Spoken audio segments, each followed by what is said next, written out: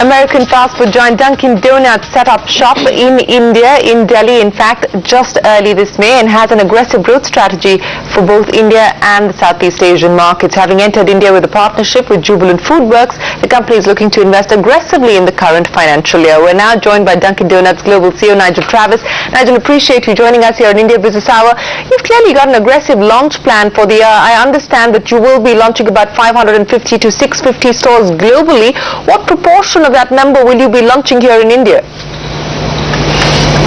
We're very optimistic about the future here. We have a terrific partner in Jubilant, but it'll be probably a maximum of 10 stores this year out of that 550 to 650 guidance that you mentioned. But we're very optimistic about our prospects for the future in one of the world's biggest and fastest growing economies. Okay, as you were pointing out there, you've got aggressive plans not just for India but for the Asia-Pacific region. Give me a sense of the cost of operations in India opposed to other emerging economies in the Asian-Pacific region. Well, obviously the cost in India compared with other regions does vary.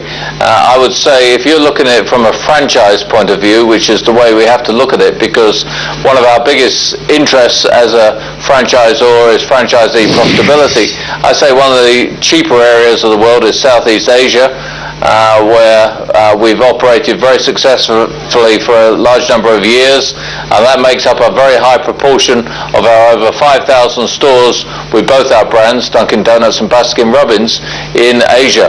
So I would say India costs a little bit higher, but in our opening up here in India, I think we and our partner Jubilant have done a very good job mitigating that cost base by working very hard on the supply chain, and in fact 90% of our ingredients are sourced locally here in India. Okay, the competition in this space is heating up. We've got Dunkin' Donuts, of course. We've also got Krispy Kreme announcing their plans to come into the Indian market. We've got some homegrown brands as well, like Madover Donuts. What's the competitive landscape looking like here in India, and how much do you see India contributing to your global revenues over the next few years? I think everyone has to remember in donuts, we're number one globally. We're clearly number one in the US. So to get to that position, we've seen off the competition extremely well. In terms of India, we think India is going to be a very important market. It's going to be number one or two, I think, for the next several years in terms of store growth, in terms of opening new units. We think our franchisee, who has already opened 3 stores here, is going to find that their manner of bringing Dunkin' Donuts to India will work very well. They will continue to have success, and we will see India as a very important part of our growth plans. All right, Nigel Travis, we wish you the very best of luck with your plans for the Indian market. Alan, Dunkin' Donut for you? Well, I still have to trek to CP for that one. But, no, you can go to Saket.